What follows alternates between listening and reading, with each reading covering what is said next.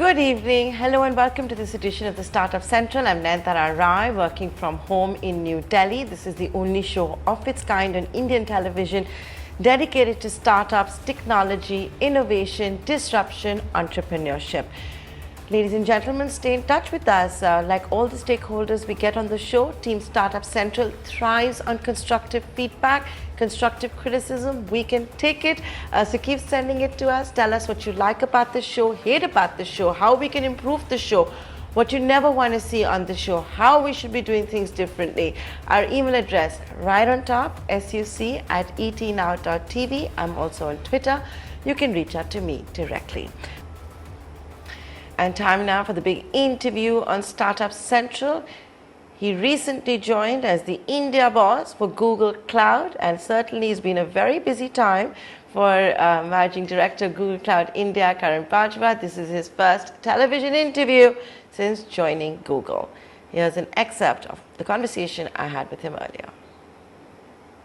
It's a challenging time, no doubts about that. But it's also been an amazingly learning time for us, adjusting to the environment we all live and work in.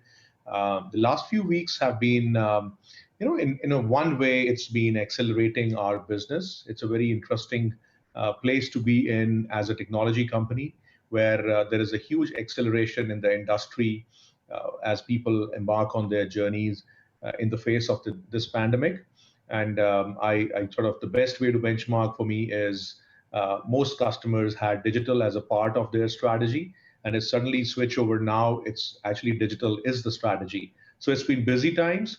It's been working with customers, helping them really tide through the challenges that they are facing, navigating these present circumstances, as well as helping them, working with them to build a foundation for the future and preparing for a world that will likely be very different uh, post-pandemic. And I wish this ends very fast and we are able to leverage all the learnings that we've had.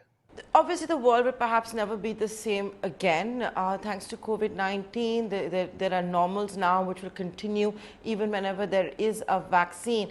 But Karan Bajwa was also clear is that Google and Alphabet have very, very big plans for India.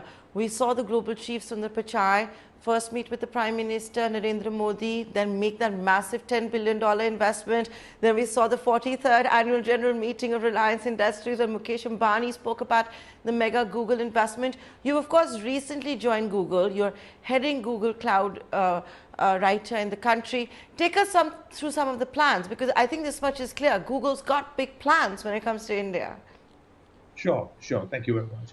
Look, at the core of what Google's always been doing is democratizing technology access, putting technology in the hands of the masses to change the way they live, learn, and work. And that is exactly what is happening right now as well. Let me talk about the technology initiatives we are leading, and I'll come back to your point on some of the other initiatives we have.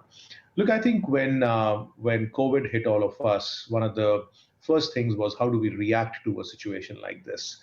Most customers, in fact, all customers had a BCP plan in place, but no one had imagined a BCP plan that would need to last so long and cover 100% of these employees for such a long period. And it was a challenge. Some people faced some very foundational challenges on technology, including access. And I'm talking of large enterprises, very surprisingly, with large IT teams. So our endeavor was to help them lean in, go in with a philosophy of serve, not sell, and provide them technology access in every form. The first initiative we took very early on was really providing access to our Google Meet platform to customers so they could use the technology to be productive.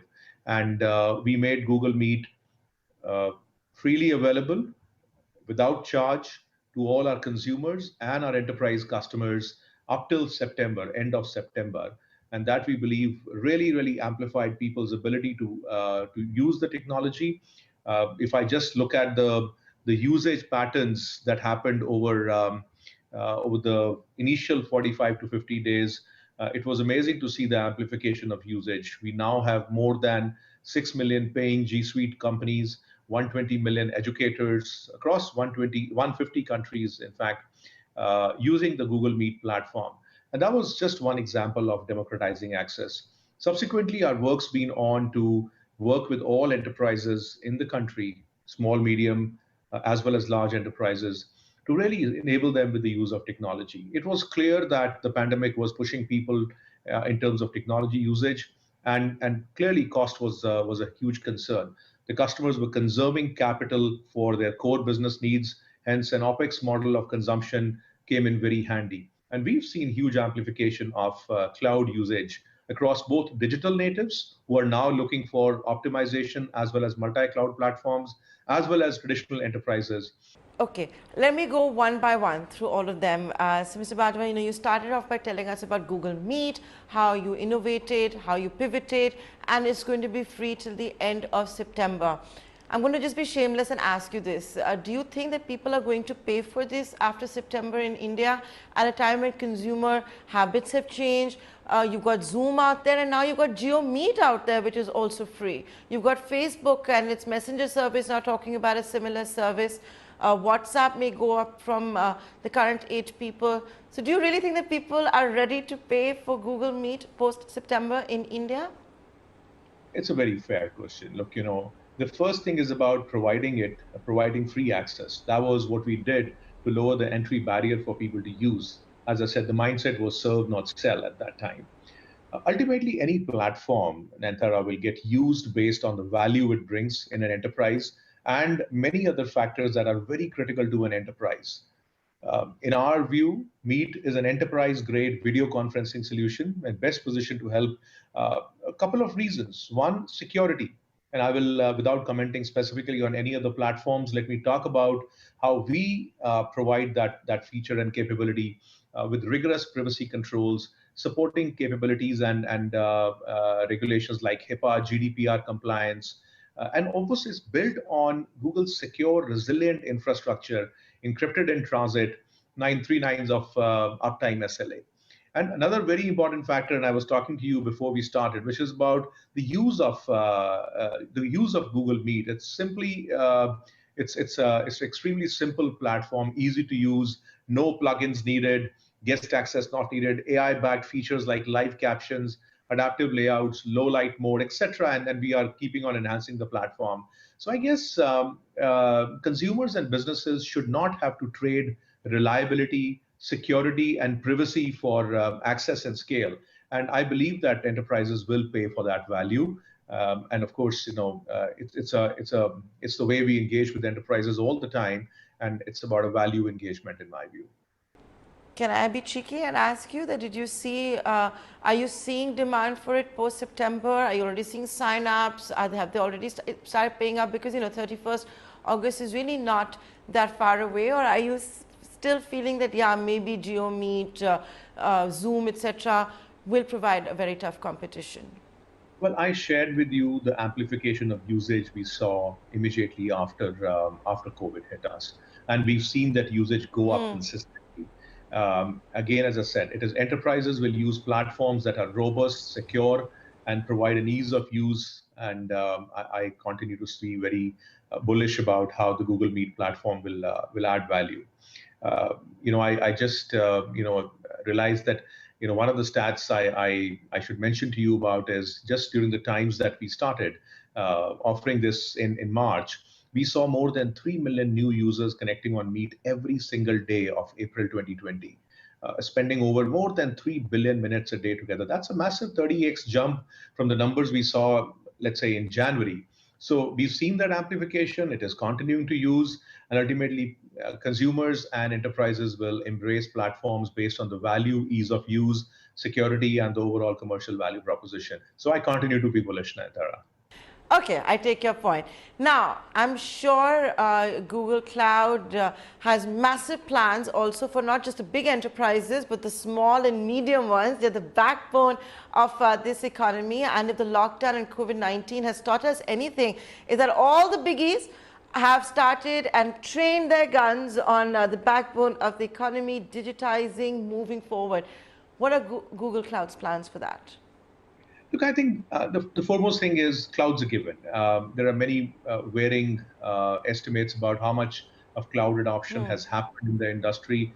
Our belief is about between 20 and 25% of workloads across customers have moved to the public cloud, which means 75 yet to go. That tells you the scope of growth that is going to happen. Equally so, people realize that the consumption model of economy is here to stay. My apologies, the consumption model of technology is here to stay, and it's come to a point where these are mature models of consumption. Think about the old way of buying technology. You had to buy hardware, you had to buy software, services for implementation, ongoing support. You had to worry about security, about obsolescence, and vendor lock-in. You continue to think about these things. Those are complex issues to navigate, especially as you are a mid-market and an SMB customer. The consumption model of technology takes away all that pain. First of all, it helps you embrace technology in a way where you conserve capital for your core business. You spend through OpEx.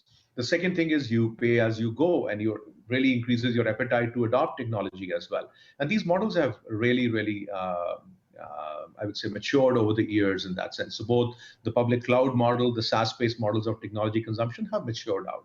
Now, really, what does Google do different from others? And that's really important for us to keep in mind as we think about accelerating our journey in the India market. First of all, it's a highly scaled, highly secured, and a reliable infrastructure, including cutting-edge compute storage network, which is the foundational elements of any cloud throughout many regions.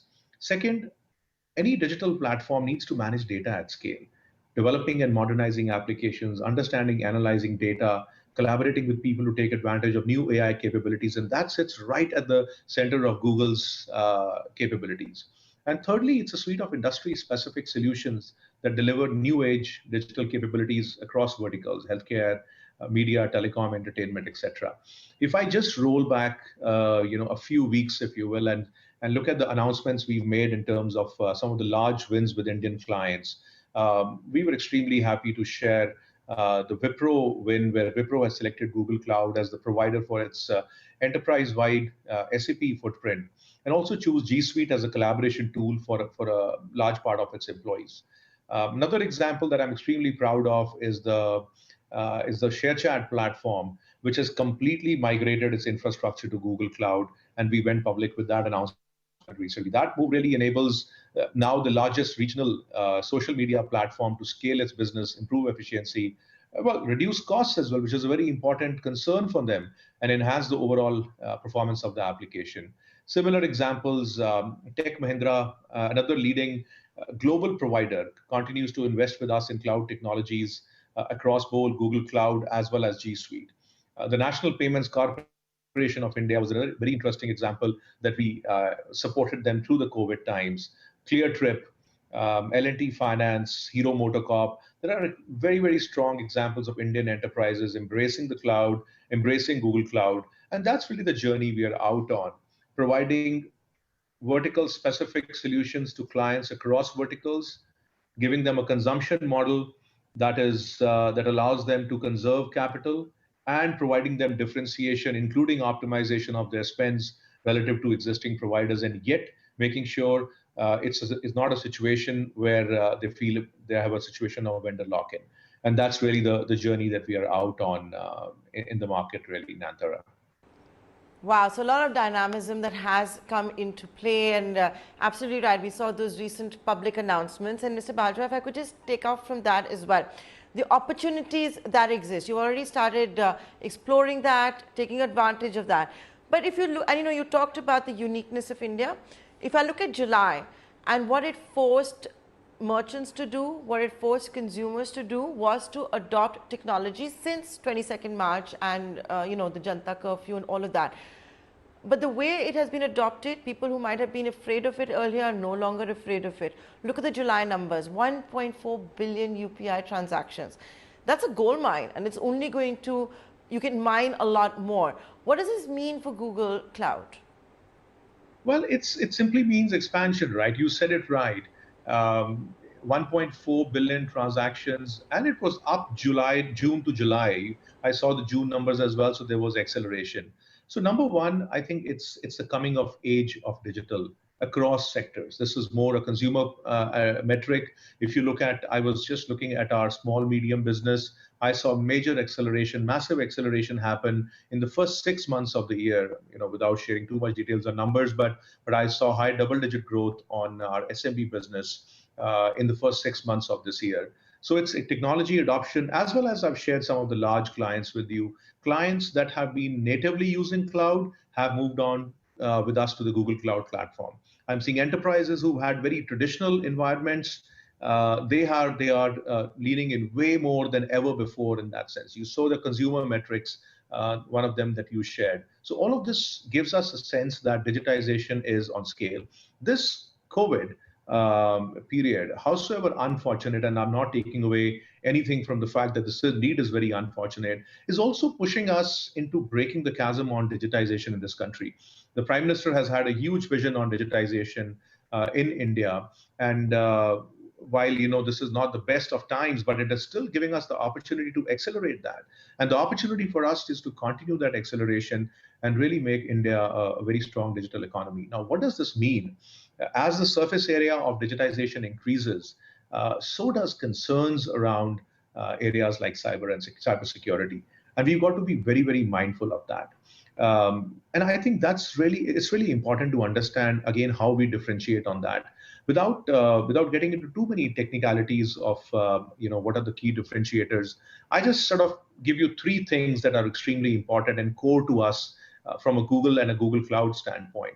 So first of all, when customers use Google Cloud, their data doesn't leave our global infrastructure network, or it doesn't traverse the public internet. So we've got our own network across the own fiber network that Google owns. So that's the first piece, which is extremely important for customers to understand. We encrypt data in transit and at rest. That's the second piece. And third, we've we have purpose-built hardware as a part of our layered security architecture, like the Titan chip, for example, and that helps ensure nothing is running on our infrastructure that shouldn't be. In fact, we made some very marquee announcements in the last 3 weeks that significantly enhance these capabilities across our entire portfolio of G Suite, GCP, and our global cloud regions as well. So I think the surface area is increasing. We are providing the capabilities, and we are making sure that we are addressing some of the concerns that arise from increased digitization, Nayantara. Absolutely. I think Rajan Anandan of Sequoia Capital actually put it beautifully in a recent interview to me, where he said our digital highways are perhaps 100 years more advanced than the physical highways, and also how India's digital highways are far more advanced than, let's say, even China's. But, Karan Bajwa, while it's looking good, there's a lot of optimism, massive opportunity, and that's why, the likes of you, of Google, Facebook, and all are coming to India. I get that point. But if we could also focus on what needs to be done. You've said there's so much emphasis that is paid on cybersecurity. India is lagging behind when it comes to a cybersecurity law. India is lagging behind when it comes to what American corporations believe the correct data protection laws. Now there is talk of how even non-personal data is going to be regulated and governed. Doesn't that make it more difficult for a corporation like Google to work as much and as freely as it would want to in India? Absolutely not, I would say. I think this is the learning curve of any country as it evolves and becomes digitized. There is no shortcuts but to go through this learning curve. The value we bring to the country is bringing scale solutions, localizing them for the country. The value we bring is bringing learnings from other countries and supporting and working with the government. The government is going through a learning curve clearly, and we are supporting the government. And again, I think it's a partnership with the government. The issue or the aspect of cybersecurity is important. I think it is not about India. Globally, cybersecurity is a very, very strong subject. In fact, I remember recently the Prime Minister announced at one of the NASSCOM forums that India has a massive opportunity to actually take the lead in the world on cybersecurity, just the way we took a lead in the IT services industry, creating a $200 billion IT services industry in the country through a services-led capability. India now has the opportunity to lead the world in the fields of security, in the fields of AI, ML, and the broader SaaS capability. I am convinced India has the capability to be the SaaS capital of the world. Those are opportunities in a country like India with talent available, skills available, and the government frameworks are coming in place, and all the industry is working very closely with the government. There will always be points of view that where we collaborate, where we discuss, and it's an evolving framework in my view, Nayantara. To you, Mr. Bajwa. So for everybody who's tuning in, the startups, the founders who are looking to you for advice, for help as well. Now, BCG, Boston Consulting Group, says that the cloud computing market in India is going to be worth $8 billion by 2023. I think the recent moves announced by Google only show the fact that it's betting big on this. We have seen how Microsoft has been doing it too, whether it is with Geo or stakes in Flipkart. Amazon has also been unleashing its might. Can you share with us what Google is going to be doing, how big an opportunity you see, what you guys are up to? Look, we've shared our aspiration. We made the first move, and we've also shared the areas that we will work in. Ultimately, our goal is to enhance the ecosystem of digitization. We've clearly made our aspirations on increasing the surface area of digitization in the country, and I believe that the 8 billion by 2023 is a pre-COVID number. COVID's only going to accelerate it. How much and how fast, time will tell, but I believe that pace will accelerate, and we are very committed in terms of working in the country, for the country, and developing localized solutions, products in regional and local languages to enhance the ecosystem in this country.